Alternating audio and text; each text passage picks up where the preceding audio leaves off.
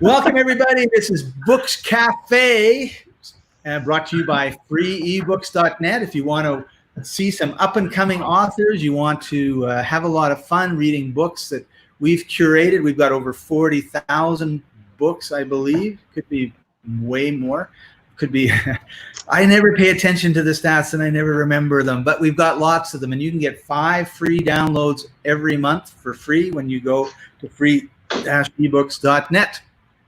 I'm your host, Scott Paton, and joining me today is Chaffee-Thanh Nguyen, a really, really good friend of mine, and I have a terrible time saying his name. So for the last year, 2 years, I've only called him Chaffee. And today I said, you know what? I'm going to introduce him with his full name because he deserves it at keyconceptcoaching.com. Chaffee, welcome to the show. Hey, Scott. Great to be here. And it's okay. I know you're Canadian. They have a heavy accent. Well, and the problem is that if you look here and you see my name, I say it's Paton, but if you use proper English, it's Paton. And people ask me, like, why do you say your name wrong? And I say, well, my great-grandpa and my grandpa had a big fight. Grandpa wanted Paton, great-grandpa wanted Paton, and great-grandpa died first, so grandpa won, and that's the way it was. And because of that, I have had and I don't know if it's because of that specific thing, but I like to think that it is, and that's my story. I'm sticking to it. Because of that, there are certain words that I just cannot say no matter how much I practice. And yours happen to be 2 of them. So I look at it, I want to say, and this is a problem that I'm having now that I'm here in Medellin, Colombia, right? Because the J in Spanish is pronounced, I think, like an H, and there's these certain letters that have a different sound. Double L is an O, it's a J sound, and so I'll say things and I'll read it in English, though the word is in Spanish, and they'll look at me like I'm crazy because, of course, I'm saying the word so wrong that they have no clue what I'm talking about. So, one of the beautiful things about reading books is you can make it sound like whatever you want in your head. And I think that's wonderful. Absolutely. So the reason I invited you was a few months ago, you put together this book, and it is an amazing book. It's on a topic that you do a lot of coaching with Jay Conner with. In fact, Jay Conner is the co-author of your book, Private Money and You. And you use the book in a way that is really original. So it's on Amazon and all that sort of good stuff, like a proper author would do. But the purpose of the book is very unique. And the reason I wanted you on was so that our author audience could look at different ways that they could use their books. And I think the way that you did it was absolutely amazing. So what I'd like to do is for you to share how you wrote the book, because that was a unique process, and then how you use the book. Absolutely. You want me to go into the full details now, or do you have specific questions for me? Well, let's just start with, how did you write the book? So basically, I know you got a pen and a paper, and you wrote for like 6 months to 3 years, I forget how long. And at the end of it, you had notes and notes and notes and stacks of paper, which you then went and meticulously retyped out on your typewriter. And then you took that and scanned that so that you could put it into a Word document that you could then make your book from, right? That's what you did? Yeah, it took me 2 years to write the book.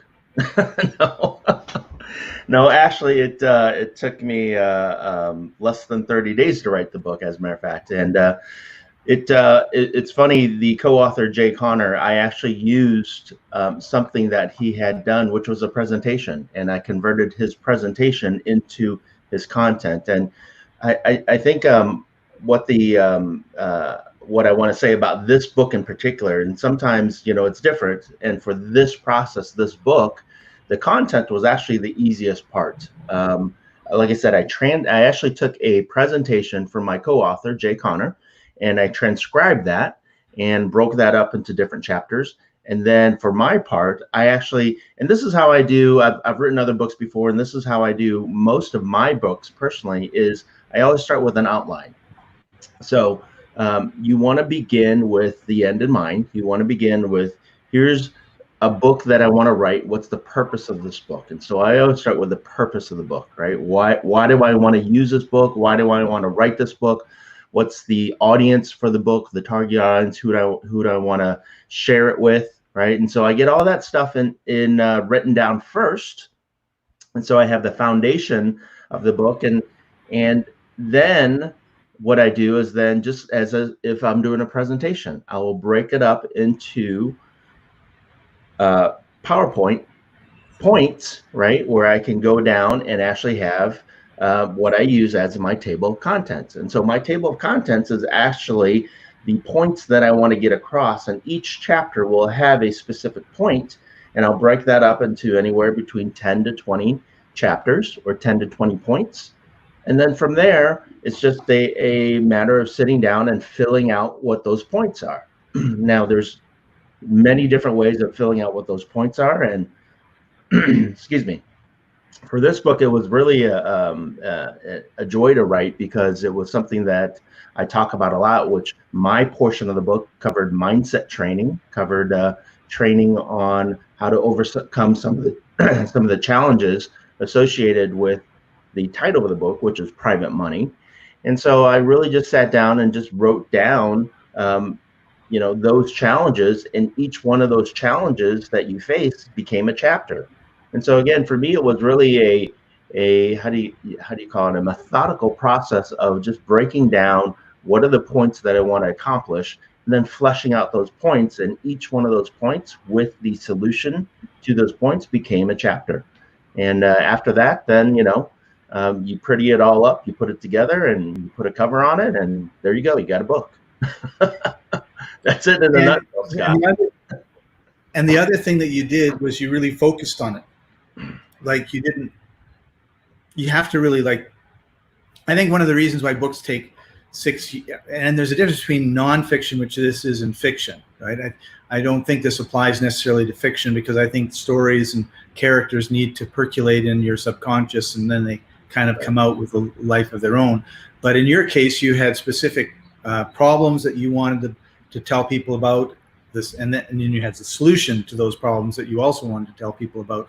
So in your case, it was a matter of, here are the problems, and then here are the solutions. Yep. Here are my main points. And the beauty of the book too was it was based on presentations that you and Jay have done many, many times. So obviously you're an expert in this area, which I think makes it easier, rather, because you didn't have to do any research. Like, I mean, there's some people that say, I want to write a book on, flipping a house, but I've never flipped a house. So they read a bunch of books on it, and then they write a book based on the flipping of the house, and they have no idea what they're talking about. And it's probably a really dreary exercise in frustration, but in your case, this is something that you and Jay have presented many times. You've heard him talk about it many times. You've had time for it to sort of seep into your subconscious, and then now it was time to come out.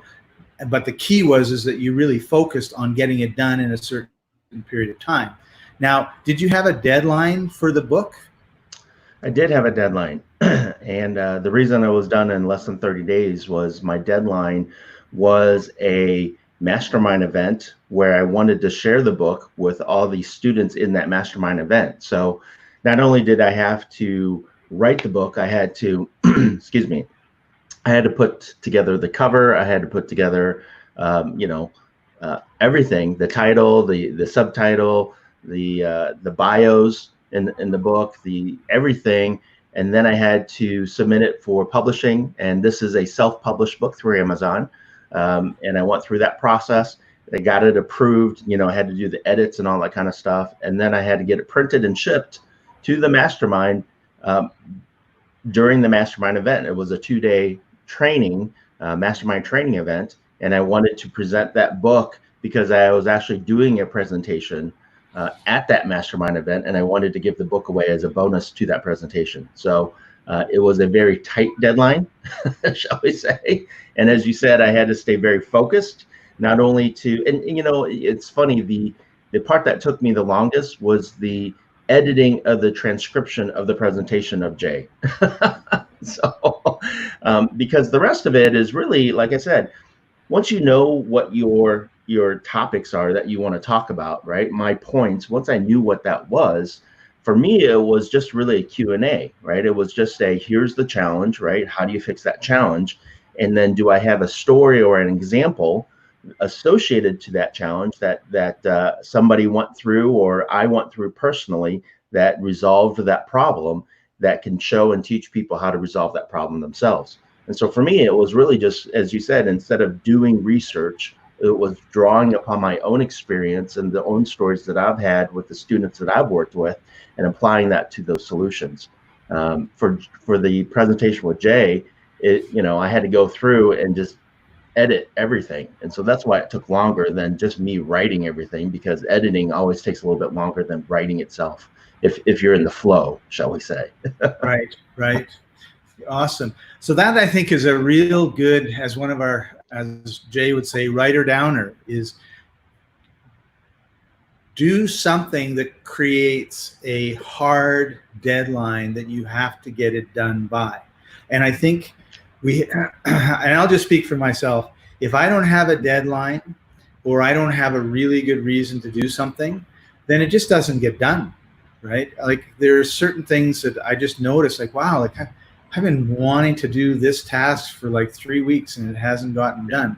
And I just haven't put a strong enough deadline there. Now, for example, one deadline, we have lots of deadlines. One is, 10 o'clock Eastern on Thursday, I do this show, and you're my guest this time.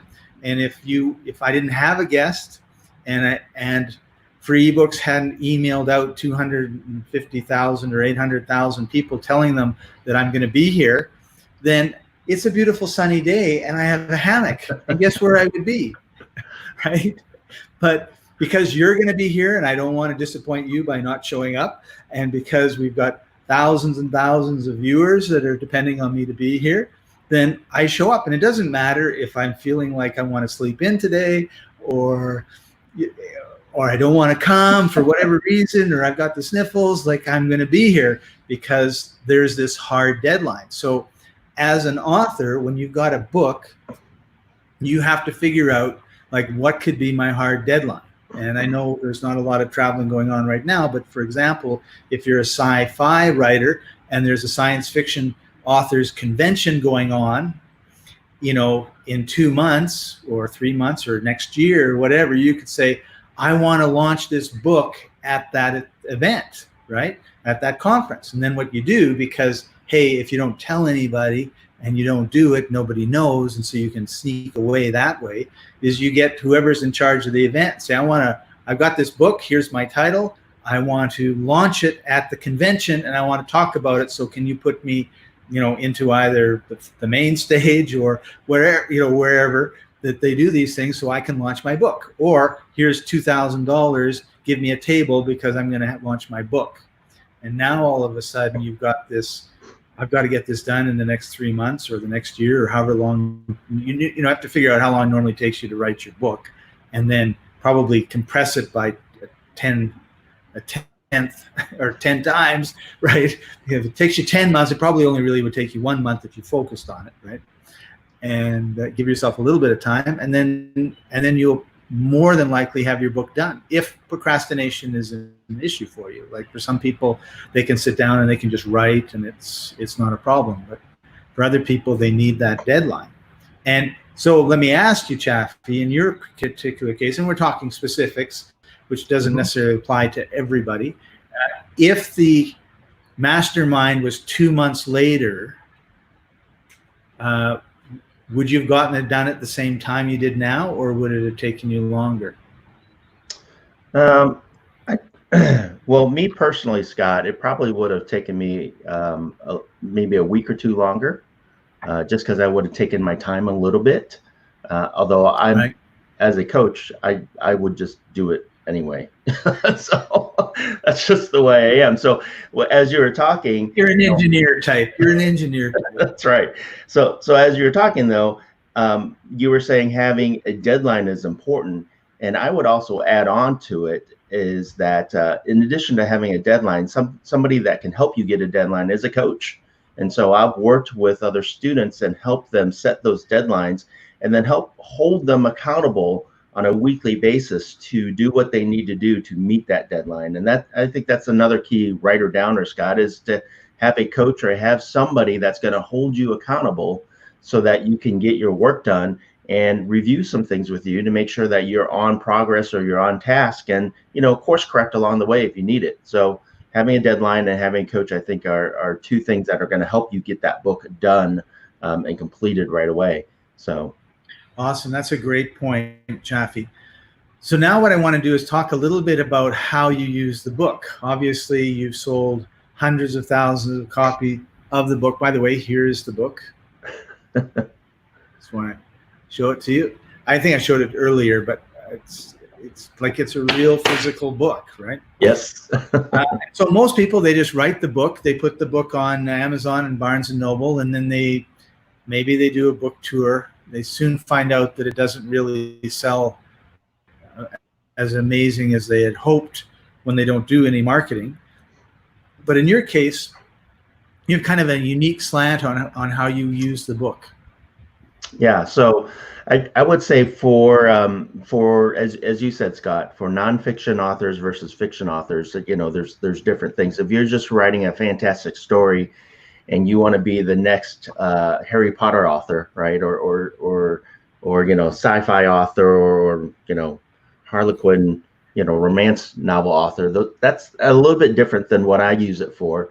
And for this, I'm actually using the book to drive business, right? So I'm actually using the book to build a relationship with a potential client, and so that they can spend some time with me and Jay and get to know us a little bit about what we do and how we do it. And then if they like it, inside the book, there's multiple links to direct them to our websites and our content where they can look at us further. And then if they decide, then they can work with us or go to an event or purchase a product or take that next step in our relationship. So I think of business like dating, right?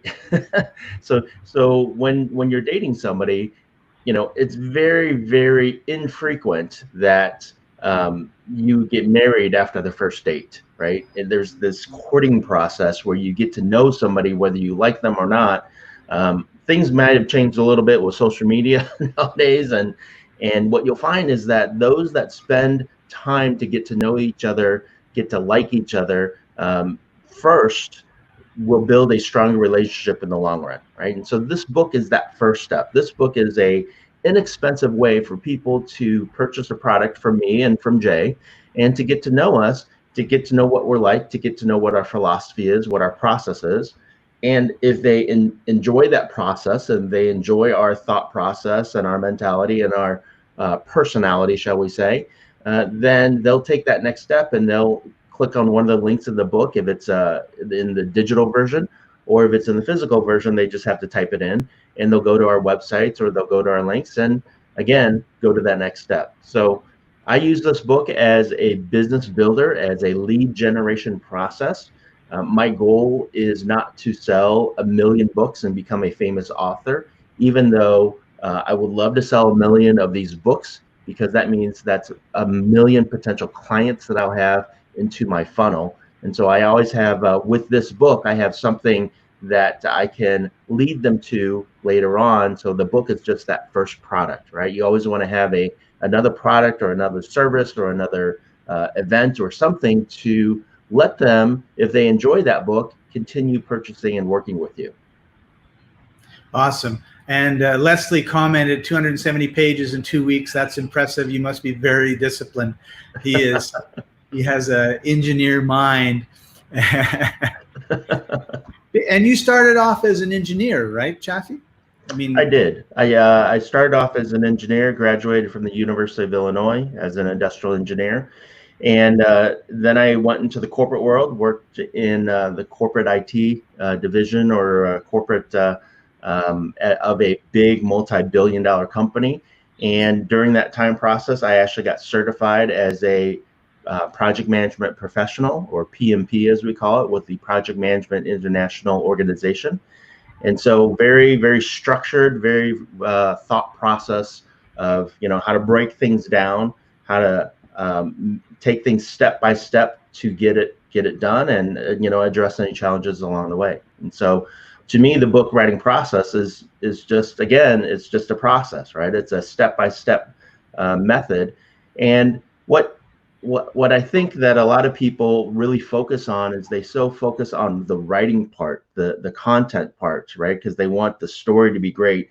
And you could have the best, most phenomenal, incredible story in the world, and if you don't wrap it around the right cover or the right title, or, you know, wrap it around in a pretty package, then people are going to look at the title and the cover and not even read the story, right? And they're just going to put the book down. And so you want a cover, you want a title, you want a subtitle, you want something that will attract people's attention, that will capture their imagination right away.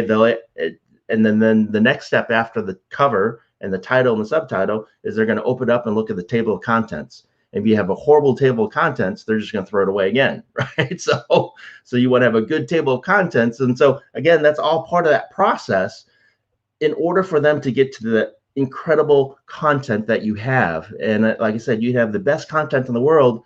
And if you don't wrap it around the right stuff, if you don't wrap it around the right title, the subtitle, the table of contents, the things that are going to catch their eye, then they're not even going to buy your book.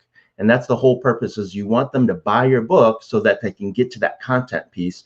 And that's usually one of the last things that's going to happen. So you have to have that process. And so as that engineer, Scott, that you keep referencing, as that project manager that I had experience with, then it's really just, how do we break this down so that we get people interested and maintain their attention all the way through to the content of your book, which is where you want them to be. That was really well said and really well laid out, and you sounded very much like an engineer. Thanks. So yeah, but it requires perseverance. It requires discipline. It requires setting your goals, setting a timeline, and then the whole talking about the book cover and the title and the subtitle and the table of contents. I think that's really, really important. And it's not something that a lot of people talk about very much.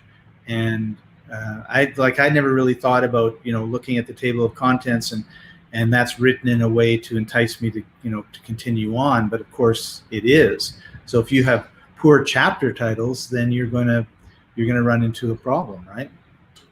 Absolutely. And like I said, you know, we want people to read the content, because the content is where the gold is. And in reality, people's attention span are, you know, like little kids, 2 seconds, and, you know, they look away. And if you don't capture their attention, if you don't capture their interest right away, they're never going to get to your content. So how do you get that to that interest so that they actually purchase the book, sit down, read it, and get to that content? That's the key. Yeah, because there was some stat that I saw years ago that most people don't even get through the first chapter of a book they buy. So, well, then you have to have an explosive chapter. Right. Your first chapter has to be your best. Yes. And so it goes. Well, I would recommend, I mean, if you're a nonfiction author, right, again, that's different than a fiction author. And that first chapter should really, really tease them about what the remaining of the book is. And if you can really tease them in that first chapter what the remaining of the book is, in a nonfiction, in a fiction story, and just a story itself, that first chapter is just, think of, you know, when I'm writing fiction, then I think of 007 James Bond, right? When they have a movie, they always open up the movie with this exciting action scene that, you know, lasts like 15 minutes, and like there's no words. It's just like, you know, he's driving a hot car and people are shooting at him. That's right. It's just a big chase scene, right? And it keeps your attention on that movie from the get-go, from the very beginning. And then after that exciting scene, then they do the credits and then they roll into the story and everything. Only they caught your attention right away. And so if you're writing a fantastic story, what is that exciting thing that's going to capture people's interest right away and keep them reading the rest of the story, right? In nonfiction book like mine, then it's really, what is that first chapter? Can you really tease them about all the great things that they're going to learn, all the content that they're going to get, as long as they continue reading?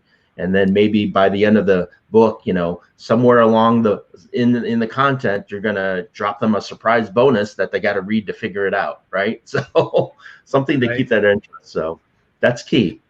Yeah, we call that the big promise in copywriting. There you go. Yeah, what's the big promise? Yeah, and in fiction, there's, like you said, that James Bond was an excellent example, right?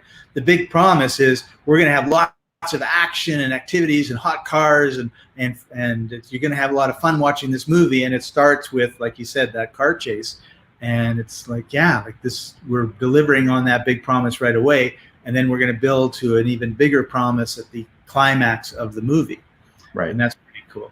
So we don't have too much time left, but I just wanted to let everybody know, if in the comments you can ask some questions, and Chaffee and I'll be happy to answer them.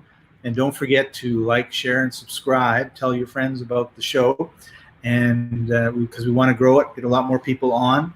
We're having more authors joining us and talking about their shows. In fact, in a week or two, he's a 3 or 4 time award-winning author of the Stephen Leacock Humor Award in Canada, and he's just got a great story about how he started his author. I don't know, is it a career when you're an author, or is it a lifestyle? But it's gonna be a little bit of both. A little bit of both. Yeah. So if you have any questions for Chaffee, just put them in the comments. I'll get them and talk to him. And Chaffee, you talked about some of your other books, that you'd written other books. Was the experience different than writing this book? Most of my books have been the same, because again, I have that very engineering mind, which is, you know, I have a topic I want to discuss, and then from that topic, I break it down into a table of contents, or what I call an outline, right? My table of contents is just my outline for my book. And then I'll, you know, fill that outline out. And then, you know, obviously after I'm done writing and filling the outline, as I go through and review it, I can add things or remove things, and you know, move things around and make it work. Only I always start with that outline, because that outline will give me the framework of what I need to write about. It'll give me the structure of my book. And so most of my nonfiction books are the same. And I actually do have a set of children's books too that I actually ghostwrite with a co-author. And those children's books are a little bit different, because it's really just one topic, and instead of writing a whole big long story with a whole bunch of, you know, text and content, it's really picture driven. And so each page that we have in that children's book is a picture, and what does that picture convey? And so that's a little bit of a different process. And you know, it's geared towards a different audience. It's geared towards an 8-year-old versus a 40-year-old, right? So you know, that process will be a little bit different. Right. Cool. Awesome. So we're coming to the end of our time together, Chaffee. I want to thank you so much for joining us today. It's been wonderful. If somebody wanted to talk to you about their book marketing and that sort of thing, is that something that you would be open to? Absolutely. They can go to my website and just look at the information on my website, or they can contact me directly via my email. My website is keyconceptcoaching.com, KEY conceptcoaching.com. And my email is really just chaffee@keyconceptcoaching.com. My first name, CHAFFEE @keyconceptcoaching.com. Shoot me an email. I'd love to answer your questions for you. Great. And we do have a question. Yay! Scott Rogers asks, and this is a great question, Scott. Do you write your first draft ASAP and then go back and perfect it, or do you edit yourself or use someone else? So a couple questions there. The first draft that I write myself. So I go through, like I said, I write my table of contents or my outline, and then I'll go through and I'll write it myself, and then I'll go back and I'll edit it myself. And after I do some self-editing, then I'll take that where I feel is how should I say, about 80% complete. Then I'll take that and I'll give it to somebody else to edit for me. And I don't use a professional editor at that point. It's really, I just pass it out to a couple people I know, some friends and some family, have them review it, have them go through it and give me some feedback. and then I'll go through and I'll edit it again. And then after that editing process, then I'll go through it and finish it up. So at that point, depending on the book, if it's a more of a professional type book, I might hire a professional editor, or after it's been edited by 3 or 4 people, then to me, that's usually good enough for what I want to accomplish. So then I'll get that published at that point. So. Awesome. Great question. Great answer. So if you're interested in writing a book in 2 weeks, there's a big promise, and being held accountable. And I think the accountability is the big part of it. Then that's something that Chaffee excels at doing. Then get a hold of him at Key Concept Coaching and get your book out there. And if you get a book out there, you can come on our show and talk about that process. We have you and Chaffee back. That would be kind of cool. Yeah. So Chaffee, thank you very much for joining us. Thank you for coming in and watching, everybody. And this has been Books Cafe, presented by free-ebooks.net. And head over there, get your free 5 downloads. We love to support up-and-coming authors. We've got some amazing fiction and nonfiction books, and I'm sure that you'll enjoy it. So until next time, I'm Scott Paton, your host, and we'll see you then. Bye-bye.